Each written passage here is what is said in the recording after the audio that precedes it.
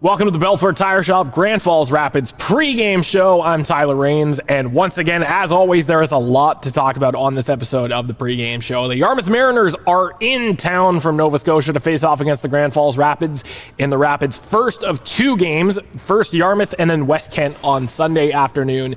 And these are two not must-win games, but are games that you're definitely going to want to win if you want to gain some ground and get back into that race for third and potentially second place in the North Division. So first off, let's dissect the matchup a little bit, shall we? So the Yarmouth Mariners coming into this game are on a 2-game losing streak and sit second last place in the South Division. And so do the Rapids. They sit second last place in the North Division and are looking to close the gap between Campbellton and Miramichi, who are also each 3 points ahead of them for that fourth place division spot. And this is going to be a very intense game, I'm sure. The Rapids are 3-7-0 on the season, and the Mariners are 3-6-0-1. Respectively, their teams. Jonah Leard leads the team in goals for the Grand Falls Rapids with 8. Jeremy Dastu with 9 assists, and Jonah Leard overall the top scorer on the Grand Falls Rapids team with 12 points. On the other side for the Yarmouth Mariners, Jared Pittman with 5 goals, Keith Marshall with 9 assists, and of course Pittman with 11 points overall. Now this, as with many other teams in the league so far, is not a great game of special teams, except here is where the kicker is. We'll go into the special teams in just a moment, but I want you to realize that there is quite a gap between the goals for and the goals against in these teams. We'll start off with the Yarmouth Mariners, 33 goals for and 44 goals against, compared to the Grand Falls Rapids, who have 28 goals for and 40 goals against. Now, this is just a symbol of the fact that they've been producing, but they've been allowing more goals than normal. And these are two teams, again, that are our bottom two teams in the division that are looking to make an impact here. There's no shortage of goals for either team, but they're just being outscored a lot in those games. Your special teams. The Grand Falls Rapids are 16.7% on the power play and 79.5% on the penalty kill. And this is something that you're going to want to watch out for very quickly, because this is going to be a game where, again, special teams are not going to be a real big factor. We said that last game, and they ended up getting scored on the power play. It was an amazing opportunity.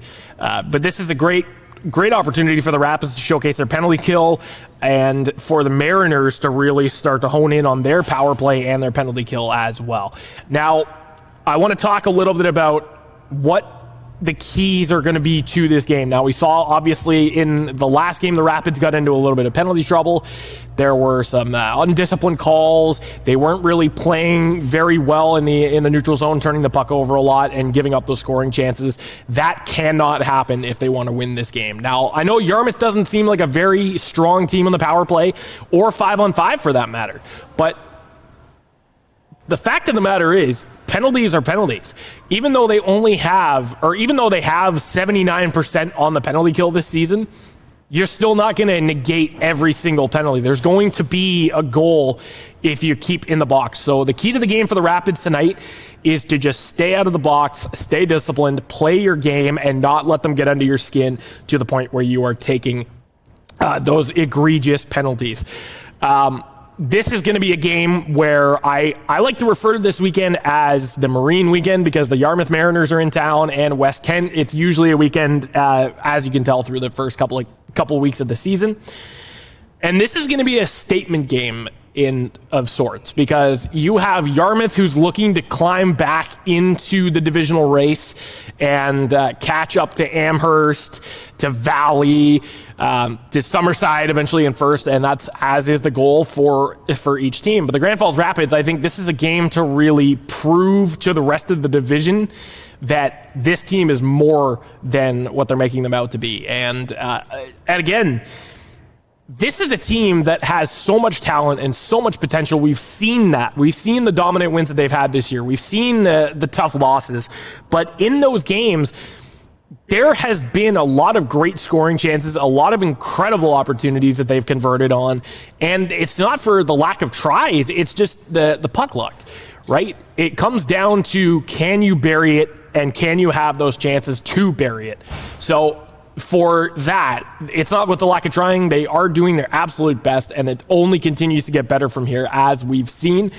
The only thing is, there is but one problem that I have, and it isn't the team on the ice. It is the people who are not making noise. And yes, you heard David Rains talking about that on Bounce this weekend, earlier this week, rather. This team is so dominant when they can be. And the fact that there is almost no noise in that building. We need to get these guys pumped up. We need to get them cheering. We need to get them playing their best. And the best way that you can do that as a fan is to keep on cheering, make some noise, and don't back down. Be those passionate fans that we know the Grand Falls fans to be. This is something that we have to make some noise. I know that people are excited. I know you are. It's time to cheer them on and bring them in. Give them some motivation, give them some energy, and let there be noise. I cannot stress this enough. That said, let's move on to the next segment of the show, which is our Rapids Alumni Spotlight. And this week, we have the first Grand Falls Rapids superstar in franchise history, Jean-Simon Belanger, who played for the Grand Falls Rapids in 2018-19 and had quite an impressive career, to say the very least, in the Maritime Junior Hockey League, albeit short. It was a very good one, and we'll talk a little bit about that in just a moment here. 69 games played, 48 goals, 50 assists, and 98 points. Played for the Woodstock Slammers and the Grand Falls Rapids. Currently, he is playing for the Dolbo Massantini Construction and the LHLSF. Played one game so far, has a goal and an assist for 2 points, and is still very much involved in the game. Through his Rapids career, he had a incredible 78-point season, obviously in that inaugural season with the Grand Falls Rapids, and is one who became a fan favorite and became really well loved in on this team and in the town of Grand Falls. So that was Jean-Simon Belanger, still playing the game that we all know and love. If you're wondering what he was up to nowadays, there you go. He is currently still playing, and it's very exciting to see where his career is going to go from here. Now, I want to move into the final segment of the Behind the Bench series. Now, this is one that I've been very excited about, and a lot of people have been very excited about over the course of the week when I announced it, the last post-game show. Now, this is one that I did at the MHL's Coaching Symposium with legendary NHL coach Rick Bowness. And before we begin, and before you get the chance to listen to an amazing interview, I just want to take a very big moment to thank everybody who was involved in allowing us to conduct these interviews. Kevin Mitchell, Roger Shannon, and those who helped set up the interviews and made sure that we were able to get some eye-opening conversations going and some incredible interviews with some great hockey minds around the world of coaching and around the game. Just so many amazing conversations that we had that were so worthwhile, and I wouldn't trade it for anything. So with that being said, I hope you enjoyed this episode of the Grand Falls Rapids post-game show, pre-game show. Jeez. With that being said, I hope you enjoyed this episode of the Bellefleur Tire Shop Grand Falls Rapids pregame show. Don't forget to hit that subscribe button, hit the little bell notification for all future content, and enjoy the finale of the Behind the Bench series with legendary NHL coach Rick Bowness. Tyler Rains sitting here with legendary NHL coach Rick Bowness. I have to say, first off, congratulations on an amazing coaching career, Rick. It's a pleasure to be sitting here with you. My pleasure at all. Thanks very much. Yeah, it's been a lot longer run than I ever could have imagined, but it's time. But thank you. And now, expanding on that, you hold the record for most games coached in NHL history. Just what does that record mean to you? It means a lot, clearly. And listen, when I got into coaching, I was 28 years old, and I took the approach that, okay, if this doesn't work out, I'll go back to playing a few more years. So fortunately, it's worked out. And as I tell the players every day in our league is a blessing. Never, ever take a day for granted. And I never did. And you work hard. You stay committed to it. I've been very blessed, very fortunate to spend my entire career in the National Hockey League as long as I have. But it's the record. Somebody will probably break it. It's just games coached. I wish they were all head coach, but they're not. And I wish there was a couple of Stanley Cups back there, but they're not. But I do know that, listen, all you can do every day is the best you can. And be the best you can every day. And that's all I ever try to do. It's fortunate that it went as long as it did. And during the course of your career, there is one thing that you did manage to do in Dallas, and that was make it to the Stanley Cup Finals. You won a Western Conference Championship. What was that like playing in such a high-intensity series like the Finals? Well, it was just so bizarre because it was empty stands, right, in the bubble. And when we went to Edmonton from Dallas for that, all our players, and I give them a lot of credit, they packed for a long time. Like they didn't pack for a week-long road trip. They had multiple suitcases, and all the players went in with the attitude, okay, we're here to win. And that carried us through. Like when you're 9 weeks in a hotel and you're isolated and you're not going out in the grass or for walks in the city because we were so confined to where we had to be. We couldn't go to restaurants. You couldn't go outside. They watched us so closely so that we wouldn't go outside and bring COVID back into the hotel because the hotel was strictly NHL people. So that was a tough grind, and I give our players a ton of credit for us to make it to the finals, which we did. It was tough losing in Game 6 to Tampa Bay that year. I still say it and I will till the day I die, if we had Ben Bishop, our number one goalie, if he was healthy, that we would have won because our team game was really good. Anton Hudobin stepped in and did a great job for us, but they had Vasilevsky in the net, and we needed Ben Bishop to make the difference. But it was just a weird experience because you're standing behind the bench and you can hear every comment from the other bench. You could hear every comment players are making to each other. The sound just resonated through the rink. So it was weird, but it was an adjustment. But again, I give our players a ton of credit for staying committed to the cause for as long as they did.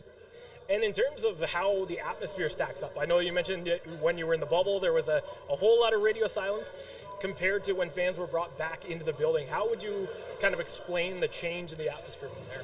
Listen, the fans, when things aren't going good, sometimes the fans can get your attention and get you motivated again. Or your home fans can get you going by cheering a little louder and getting on you a little bit. And sometimes you're in the visiting rink and you want to quiet their fans. So the fans have a huge impact on the outcome of games and the flow of a game. So those games are so quiet, and that's why the players love getting back into full stadiums. Just to have the atmosphere and the reaction to not only goals, but to big hits or big saves or big penalty kills or a great power play.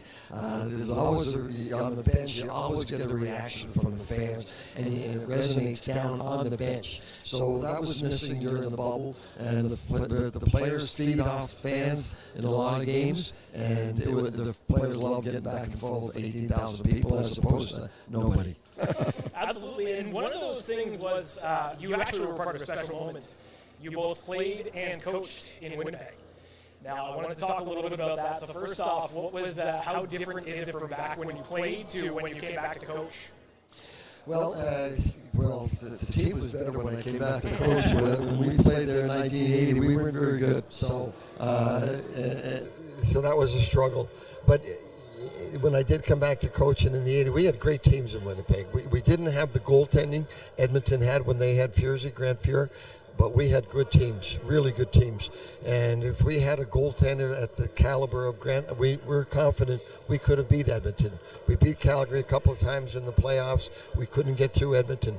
We'd score 6, they'd score 7, right? So but that was the type of team they had. But the factor on both sides, the bad team and the good team, outstanding fans in Winnipeg. Just a true fantastic passionate fan base. So the crowds, when we weren't very good, were loud and enthusiastic. The fans, when we were good, were loud and enthusiastic. Just a tremendous fan base there, and I love the passion, and I love the fact that, like, the city of Winnipeg, like a lot of the Canadian cities, like everything revolved around the mood of the Jets. If the Jets were winning, the city was a great mood. If the Jets were losing, everyone was sour, everyone was down, and to get your team going, get your team going. But you got to love the passionate fan base that they have there, and that was the same whether we were a good team or a bad team. Would you say that that's one of the things you're going to miss the most about not coaching in Winnipeg anymore? Yeah, it is. Listen, I'm going to miss everything about coaching. I know I am. I knew at the end of last year it was time. I didn't have the energy I needed to have to do that job properly, so I was more disappointed in me. But the fans, you miss that. You just love that. Even in our days in Vancouver, I remember the first year we went to Vancouver, talking about a Canadian market. Alain and I went out there 1st of August, I think, for a coaches meeting, and there were already radio shows talking about the Canucks, and we looked at each other and said, wow, we're back. This is great. This is a passionate fan base. And it was the same in Winnipeg, and you will miss that. You do miss that. When you go out in the city in Winnipeg, and people always want to talk about the team, and you love that because they care about the team. And so you'll miss that. I'll miss that for sure. And then one of the greatest goaltenders in the NHL at the moment, Connor Hellebuyck, he played under you.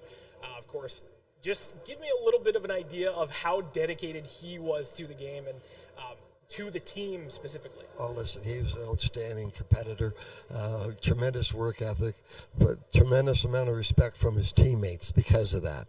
Like, some goalies, they're not always, they know they're always a little bit different, right? So it doesn't mean they're always the most popular guy in the team, but everyone loves Bucky because of his work ethic. He comes to the rink every day in a great attitude, worked hard in practice, was ready to go every night. So when you do those things, you automatically have the full respect of your teammates, and obviously just a fantastic goaltender. And listen, no matter what coaches do in our league, you better have great goaltending or you're not going to win. You're not going to win the ultimate prize.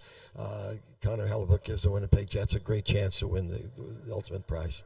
And finally, for somebody who's looking at getting into coaching, whether it's at a national level or just house league or anything like that, what kind of advice would you give to somebody who is looking into coaching? Well, listen, you got to have a true passion for the game, and you got to have, you got to be willing to work at it. You got to be willing to take a hard look at yourself sometimes, because we're not always right. We make mistakes, and you got to be honest with yourself at that point when you do make a mistake, and not be stubborn about those things. But come to coaching clinics, as many as you can, and you'll learn. You talk to other coaches. But there's an art to coaching. You got to understand the science, got to understand the X and O's, and understand the game on the ice, absolutely. But there's also a huge art to it, and never underestimate the art of coaching. Thank you very much for taking the time to do this, Rick. I really appreciate that. And once again, congratulations and all the best. Thank you very much. Always a pleasure. Thank you.